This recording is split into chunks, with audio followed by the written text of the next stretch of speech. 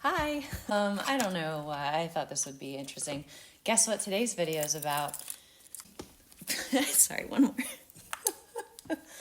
Okay, are we situated? Finally. Today I wanted to have a proper chat about the resurgence of film in wedding photography.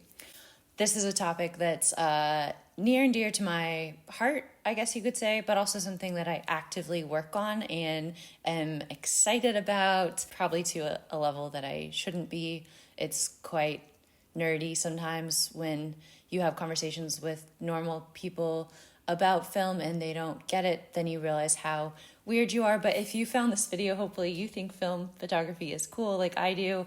Just wanted to have a brief chat about how I have been using it, how I've seen it used, pros and cons of it, what the future holds for it, all the things pertaining to film in wedding photography. Wedding photography is no stranger to trends and fads and different ways that artists have told stories over the years. Some other current trends, just when I've been doing weddings, is like trash the dress was a thing, super saturation, super desaturation, lots of unnecessary flash during the day, flash in ways that look interesting. Did you catch?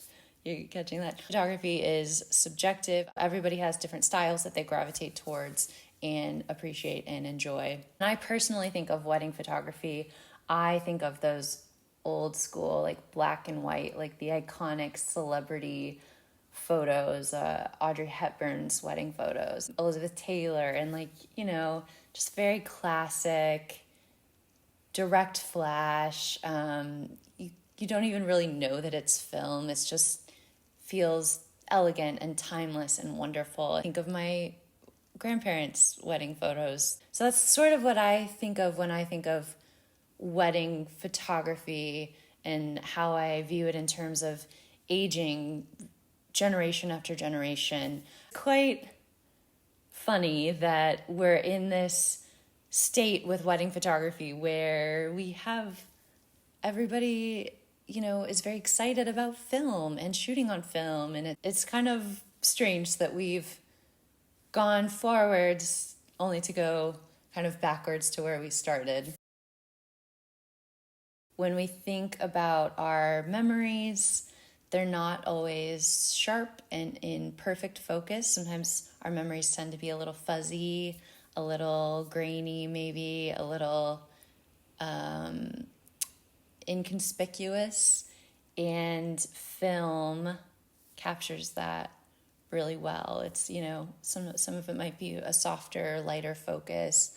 Some of it might be a little unconventional, but sometimes that's how our memories are. And I thought that was the loveliest way to describe film in general, and such a great companion when you take that idea and pair it with capturing weddings, especially the way I like to capture weddings on the more artistic side, a bit more romantic and cinematic and atmospheric. And it's really kind of goes hand in hand, thinking of those ideas and film and weddings and putting them together. I grew up in the 90s, so we had film cameras at our disposal. Mom, grandma would bring out their point and shoot film cameras for family events, trips. I had my own camera. I think it was a Pentax for trips that I would go on. I remember rationing the rolls of film. I would have maybe 9 rolls for 7 weeks. I remember being very specific about which cities we were going to, how much film I wanted to use for each one.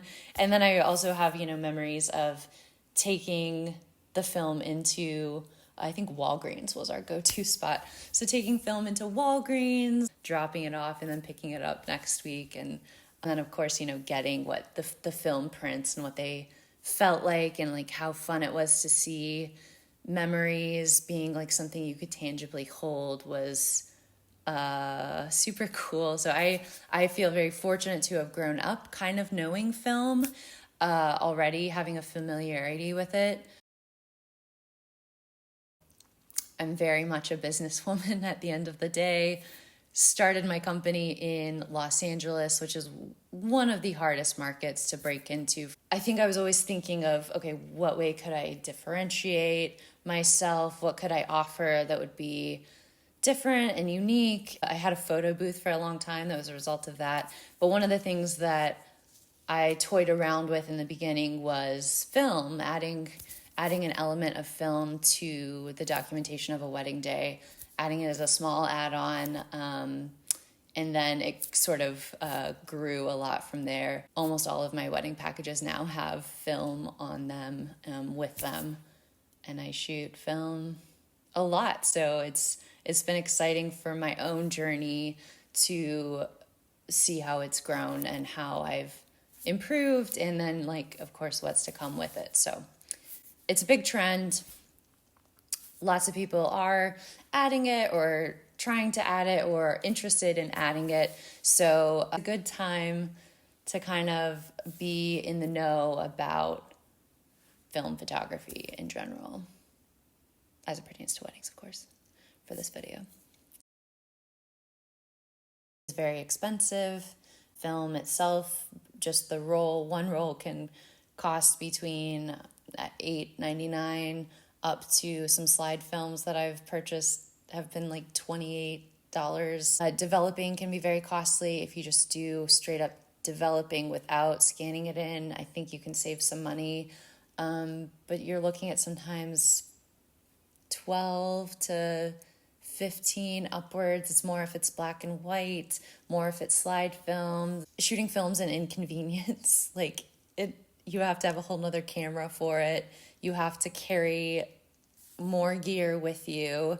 You have to carry film with you. You have to make sure the film is safe. You have to make sure a film is roll is ready to go. You have to think of all these other things in addition to your digital shooting.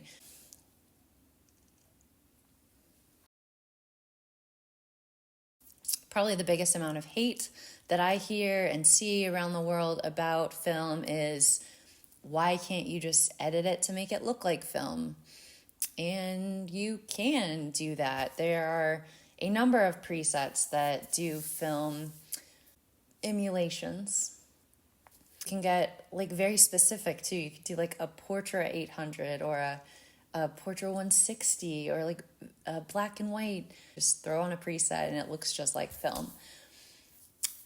I would argue, and some of my peers and purists about film, is that sure, you created a digital product that's beautiful, but you missed out on the process of actually getting there. And I think that will always, for me, be worth it to go through the process, to know that I went through the hurdles to make this unique piece of art and do it the real way. I am, as I mentioned, a self-taught photographer, so I've never taken a photography class. I never got to sit in a dark room. I don't know what that's like at all. I've heard about it and read about it and been encouraged to do that and hope to do it someday. But I really don't know the first thing about what happens once I send my film to the lab and then get it back. I don't know what happens in that time. What does happen? I hope something great, because the product, just kidding. I'm not going to go down that road. I just don't know the first thing about the basics of photography, 101. So I had a lot of work to do once I decided, okay, I should go down this film route, not just the point and shoot, really go down the rabbit hole here. It was very challenging, especially when you put in things like direct flash, where, how do you, the mental gymnastics of that, just getting a picture seems like a big win, but then to put a flash on it where you can't test if your flash is working, if it's too hot, if it's too dark, if it's even going off, it's so much. It's a lot more gear. As I mentioned, when I travel I very specifically have the gear that I do so that it fits in specific bags. I can carry it on a plane, carry it off a plane, go to my job, go back. It can be safe. Film just means I have more gear. Only having 36 exposures, it sucks. It's like, it's really challenging where you're going to do those 36 pictures. Then timing wise, if it's before a ceremony, do I want to make sure I have a clean roll of film? Then I can't overshoot during the ceremony because I won't have time to change the film for like those last happy moments of the ceremony. For sunset pictures, do I need to change it then? It's it's annoying in a lot. Again, cost. Like as much as I love shooting film, I took film in last weekend and it was $500 for, I guess I did have 14, 15 rolls. For $500, that's a lot. A way that I overcame the biggest shortcoming in this, like being unfamiliar with really using a film camera and what it can do, I practiced all the time. My film work currently is the result of years and years of practice, bringing out a film camera when I didn't have to, shooting on film for weddings just to get everything right, to make sure I was dialed in, to make sure I was comfortable with it, to make sure that I knew what I was doing in the future for when I did have couples with specific film packages and film needs. I would practice and practice and practice so that I knew exactly what I was doing when it came to their wedding day. I had a bride last year that was really privy on direct flash film photography, and this was not something I was really comfortable with, and I worked for the better part of a year to perfect and finesse direct flash on film. I'm pretty darn close now. I definitely feel more comfortable with it, but I went through so many hurdles of like, the flash not going off because I didn't open up the shutter, very basic issues like that, to like light trails that I was trying to do too much or play, and the film just didn't work out for me. So I've really had to work through my own shortcomings to make sure that I'm very confident now in what I'm offering and bringing to my wedding couples. And it has been a long journey for me, and a journey that I am still on and still working at all the time. For me, though, film is here to stay. I love the whole gamut, everything process of it. I'm all in. I love the risk of it. I kind of love how it's so unpredictable. It's so temperamental. It's so, you can be as confident as you want in the pictures, and you still don't really know what's going to happen in your end process. Like, from the time you actually snap the image and expose the film to when you get the file back, like, there's so many unknowns, and I sort of love that. The editing is so minimal when you're shooting on film, from the time the scans get to my inbox to when I do a quick edit on them and actually put them on the client gallery. It can take like 20 minutes. It's like sad. I always get excited when I get in my inbox that my film has arrived, that I have files to download. The feeling is just like butterflies all the time. I wait for it. I will obsessively check my email. I'm just excited to get pictures and see what they look like. The nostalgia, all the things and emotions in looking at an image created on film. I also get mad respect from my couples, and a lot of street cred for shooting on film. A lot of times in the world or at a wedding, I'll snap the camera, and then I get that. Are you shooting on film? Yes, I am. Overall, my favorite part of it, it's the process. It's the slower pace of things, the art of slow living. It's the same reason people listen to music on vinyl. It's the same reason people love, going to a farmer's market, picking all their vegetables, and like creating and cooking. I don't know the cooking things because I'm a terrible cook. That mentality of just taking the slow way of things, and that's probably my favorite part about film and what I've grasped. That's what I've held on to so much in the process and on this journey.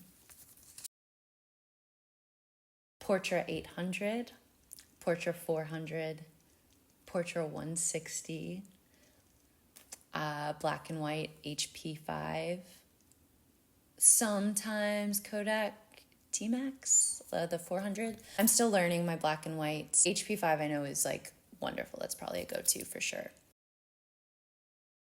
I started out on the AE1 program. I bought this camera on eBay. It came with 2 lenses. I think one of them was a JCPenney's lens. I just used the 50 millimeter lens. I always felt this was a great companion since the 50 is almost what I'm always shooting with my M11. I just feel like they go hand in hand, even though it's the same. It's familiar enough, but a little bit different. This lens, small, light. It was a really great starter camera for me to get going and use. If I'm shooting a lot of film on a wedding, I may bring it out as a 5th camera on that day, but a second film camera, just for fun, to make sure that I have, again, if it's so hard to change film, that's kind of a great backup. It's always worked for me. Also, I've been using the Mini Lux Zoom. This camera was my solution for reception images on film that I could just point and shoot. I'm still learning this camera, and it's okay for me right now. I have brought in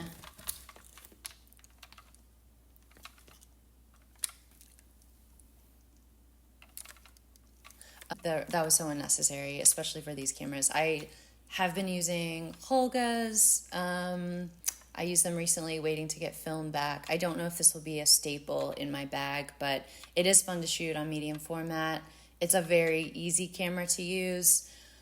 Time will tell if they're worthwhile images to continue using the Holga, but I did have these in my bag this last weekend, and of course I speak about it in other videos. My workhorse film camera, I don't know why I said it like that, is the Leica MP.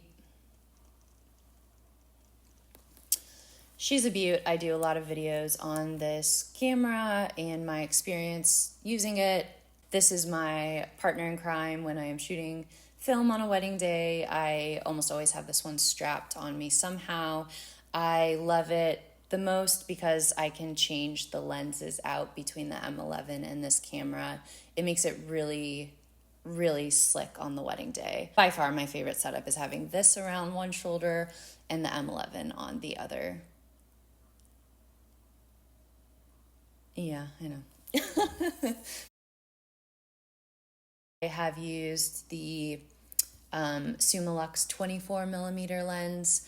I have used the Voigtlander 75 millimeter lens, had a great deal of success on that, lots of fun for details and closer up things.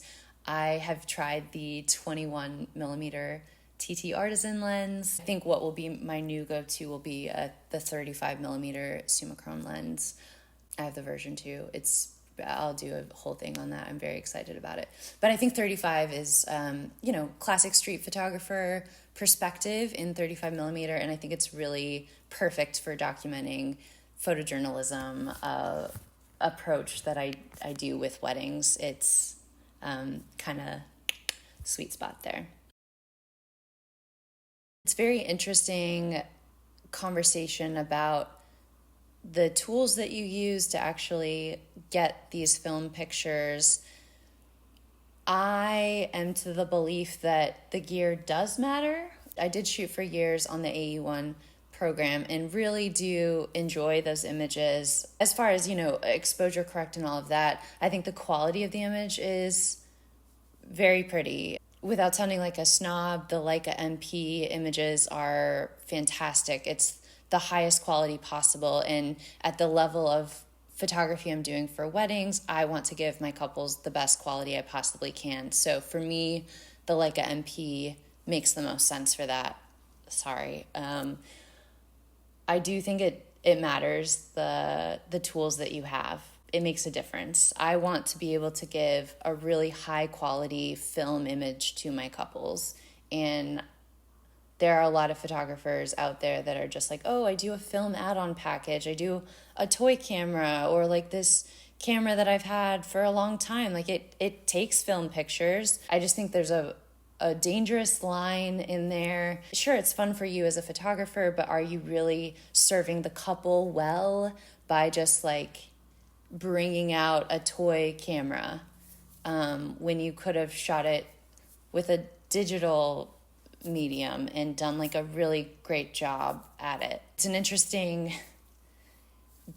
debate and sort of fine line. I think it calls for further conversation with couples and what they are specifically looking for on wedding days. Even when my couples say, yeah, just go crazy with things, I still want to be very respectful that I've documented their day in a really tasteful way. It can be fun and funky, but I also want to make sure that I'm being true and authentic to them and the story that I'm telling on the day.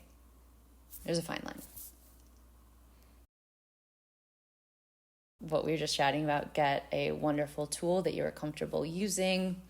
You should have a lab in mind. If you live in a major city, there are many film labs around, and they're popping up. It's like kind of exciting. I try to stop in and see as many as I can along my journey. I think it's great to support film stores, the ones that are nice, that is. But if you don't live in a major city, I live very far away from civilization, so I end up shipping in my film to my go-to lab in LA, and then when I'm in town, I pick up my negatives or they send them to me. That's a great solution, but you have to have some sort of solution to get your photos developed, unless you do it yourself. Jealous. You could do it yourself too.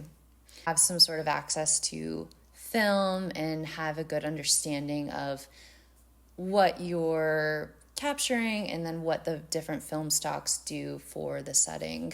It's good to have some knowledge of that. That's really all you need, like a good understanding, a good camera, and developing. I guess those are tall orders. Practicing. I came from a place where I just practiced my little heart out. Find a camera you like, find film that you're comfortable with and that you enjoy the look of, and go crazy. I think that's the best advice.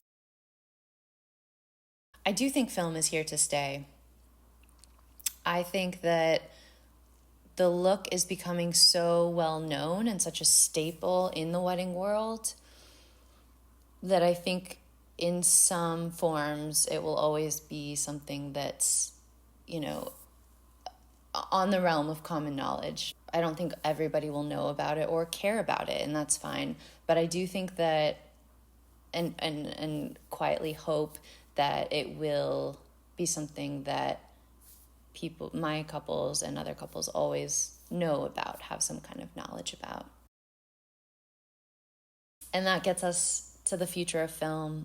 For me personally, some goals that I have, figuring out the whole go would be great, but I think more importantly than that, going towards a medium format direction is really exciting and interesting to me. I love Super 8. That's also very exciting to me. I love that people are doing little videos on the Super 8 film. It sounds very expensive, but the look is so cool. I could see it as like a little addition in some capacity. I would love to develop film. I think I joke about it. It's a much later in life thing, but I would love to have my own like developing studio and like do that. I can't wait to properly take a class and learn how to develop my own film. My current like obsession is finding vintage lenses and bettering my collection. I want to have a really cool arsenal of lenses that have different characteristics and create different flares and do all kinds of fun things. That's really exciting to me. Well, this was great. I feel like I have just so many excitements and comments and feelings about shooting on film for weddings that I wanted to just sort of chat about them for a little bit. I love the conversations on this topic, so if you have any thoughts or stories or things, if you would like to share anything as it pertains to film photography or shooting weddings on film, I love the conversation. So thanks a lot for listening to this, and I am really trying to grow this channel over the summer, so a watch and a like is super helpful to me. That's it. I'm gonna get going. Thanks a lot. Okay.